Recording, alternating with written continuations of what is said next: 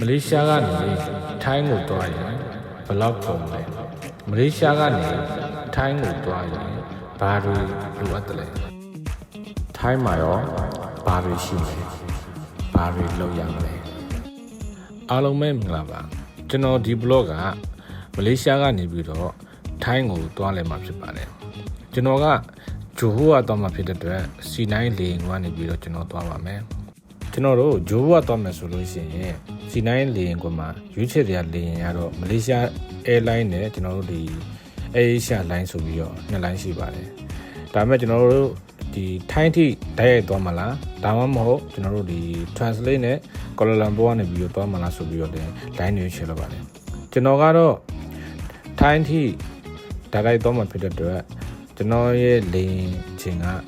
နေကင်းတနာရီကျော်ဖြစ်တဲ့အတွက်ကျွန်တော် C9 လေစိတ်မှာကျွန်တော်ထိုင်ပြီးတော့စောင့်နေပါတယ်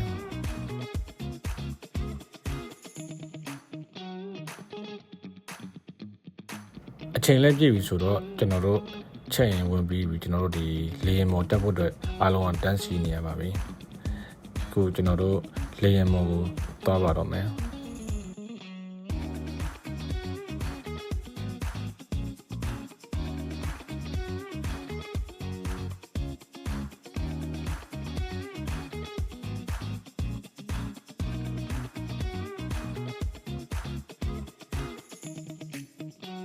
ကျွန်တော်တို့လေယာဉ်မော်ဝင်ချင်းမှာလေယာဉ်မယ်တွေကကျွန်တော်တို့ဒီလက်မှတ်တွေကိုတစ်ချက်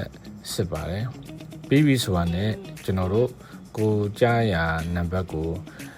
လိုက်ရှာပြီးတော့တွားထိုင်ပါတယ်လေယာဉ်မထွက်ခင်မှာတော့လေယာဉ်မယ်ကထိုင်းစကားနဲ့ပြောနေရဖြစ်တဲ့အတွက်ကျွန်တော်လည်းထိုင်းစကားနားမလည်ပါဘူးလေယာဉ်မယ်လုတ်ပြတာကိုပဲဒီတိုင်းလေးပဲကြည့်နေလိုက်ပါတယ်နော်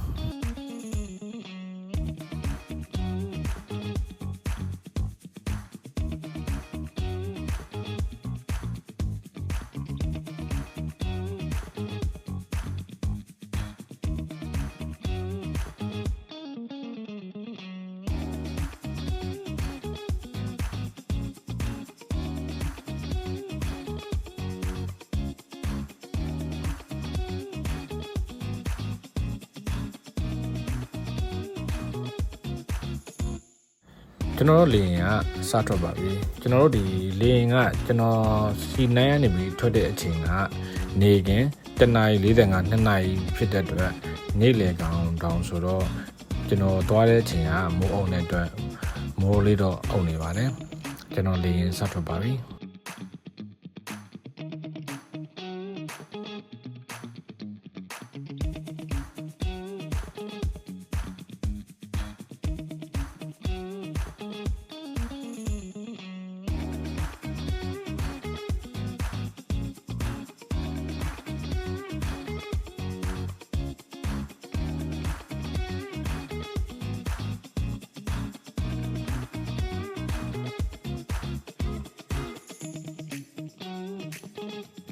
ကျွန်တော်တို့အမြင့်ကိုနည်းနည်းရောက်လာတဲ့အချိန်မှာ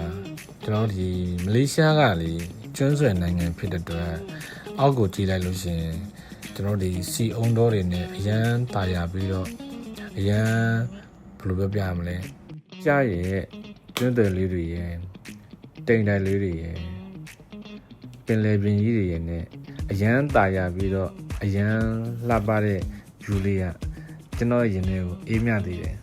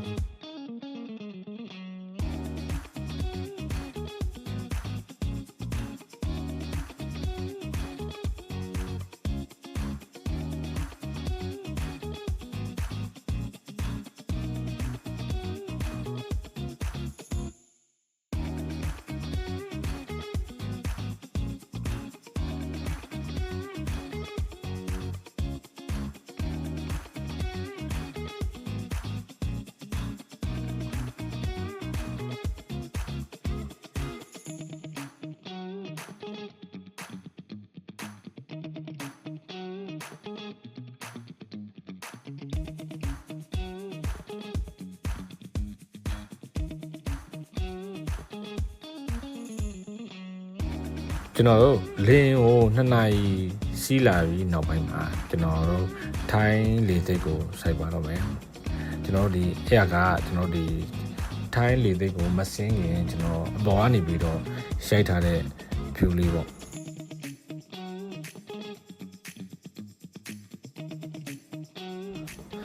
ကျွန်တော်တို့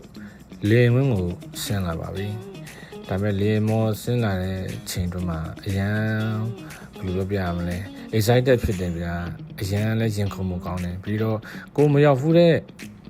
နိုင်ငံဖြစ်တဲ့အတွက်အရန်လည်းသဘောကျပါတယ်အဲကနေပြီးတော့ကျွန်တော်တို့ဒီလေမောဆင်းပြီဆိုရင်တော့ကျွန်တော်တို့အေးရှားကကျွန်တော်တို့အပေါက်ရောက်ကိုတမ်းမဆက်ဘူးသူတို့ကွန်းလေကောင်မှာစိုက်တယ်စိုက်ပြီးလို့ရှိရင်ကျွန်တော်တို့အေးရှားကားနဲ့ပဲကျွန်တော်တို့ immigration ဖြတ်မဲ့နေရာကိုသူတို့လိုက်ပို့ပေးပါတယ်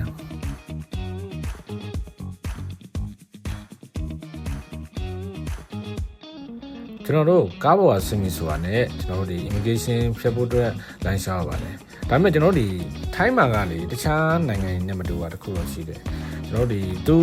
သူနိုင်ငံသားတက်ကျွန်တော်တို့ဒီ foreigner တွေအတွက် opposite ဆိုပြီးတော့ရေးပြထားတယ်ဗျအဲကနေပြီးတော့ကိုနေရာဘယ်မှာရှိလဲဆိုတော့လိုက်ရှာပါမယ်ကျွန်တော်နောက်ဆုံးတော့ immigration ဖြတ်ပြီးတော့ကျွန်တော်တက်စီ gate ကိုကျွန်တော်သွားပါတယ်အမှန်ကကျွန်တော်ဒီကျိုင်းနေတဲ့ရစီလို့ရတယ်ကျွန်တော်ကတော့တက်စီစီးပြီးတော့ပဲကျွန်တော်